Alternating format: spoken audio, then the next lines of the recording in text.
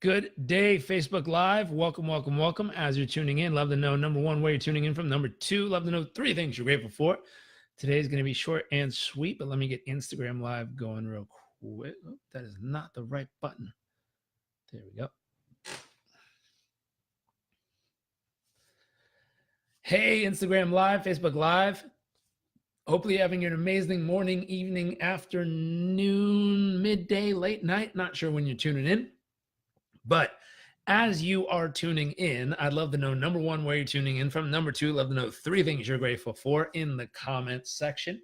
Yasmin, nice to see you. Jonathan, nice to see you. Let me slide this over so I can see the comments over there. Let's see. Mateo, nice to see you. Welcome. Hey, welcome, welcome. Lizette, welcome back. Jack, welcome. Lizette from Miami. Let's see. Wade, what's up? From the UK, Henry, welcome. Jeremy, welcome. Kate, nice to see you. Again, so as you're tuning in, love to know, number one, where you're tuning in from. Number two, love to know three things you're grateful for. Jonathan, West Point, Georgia, grateful for my son's Scholastic Awards this week. Congratulations. God's love and thrive in business. Yasmin, good morning. Let's see. Good morning from Australia. God bless you. You as well. Jeremy, yo, so great to see you, brother. Been too long. Yes, it has. Grateful for hope, faith, and everyone who has the impact in my life. Very cool. So today's topic in the 100-day personal performance business growth challenge on day 17, I believe it is. I don't know where my little chart is. I think we're on day 17. I don't know where the chart is. But hopefully it's day 17, if not somewhere near there. Today's topic is how to get over a heartbreak.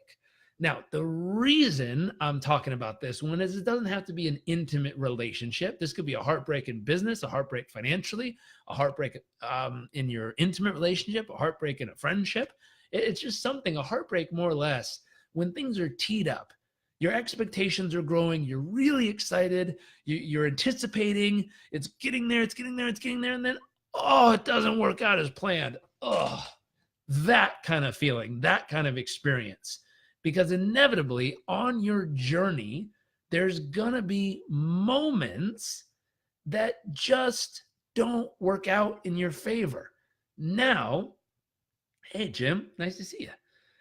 Now, what I've learned is this morning, I probably had, 4 or 5 young people from around the world reach out and say, hey, can you help me? And I said, sure, what is it about?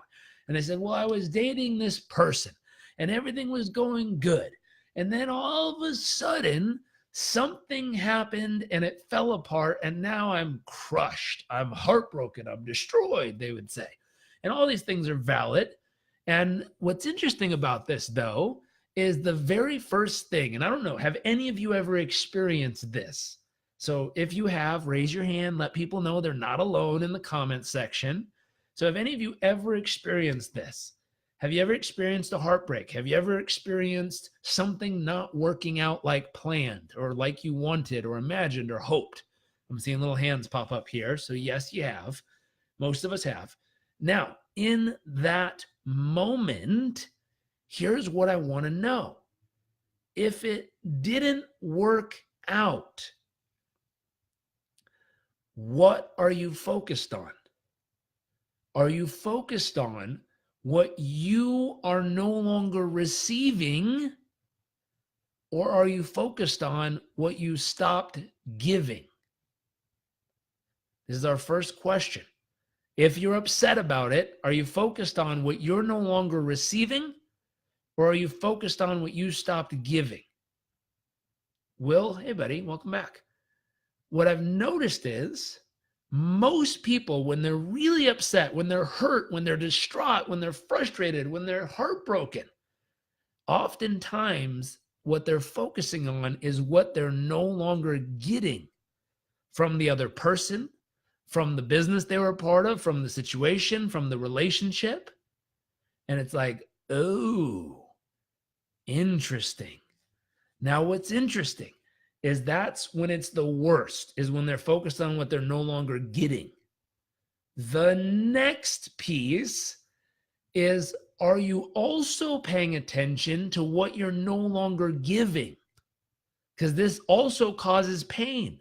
When you want to share your love with someone, when you want to share your admiration with someone, when you want to share your ideas in business with a partner, when you want to share possibilities, when you want to share experiences, when you want to share things together, it hurts sometimes when you can't share them because you like to express that. And what's happening in this moment is the fact that first, you're focused on what you're no longer getting. Second, you're limiting what you believe you can share instead of adjusting how you're sharing these things. You can still share all the love in the world with these people. Not in their face going, oh my God, I love you, I love you, love you. Not like that. You just share it differently. You think of them, you close your eyes and you think of this person and you imagine your heart overflowing with love. And then you imagine all of that love pouring out into the universe and pouring into them. And then you feel how good it feels to share all this love and all this goodness with them in that moment, regardless of how they respond. And you go, wow, that felt really good to share that love with them right now. And then you think of an experience you'd want to share with them, a laughter, a joke, a silliness, and you imagine in your mind telling them that joke, you imagine them feeling the joy of it and go, wow, that felt really good to share with them too. And all of a sudden what's happening is now there's no limit on what you can share with them. You can share everything with them anytime you feel like it, as long as you're not expecting anything in return.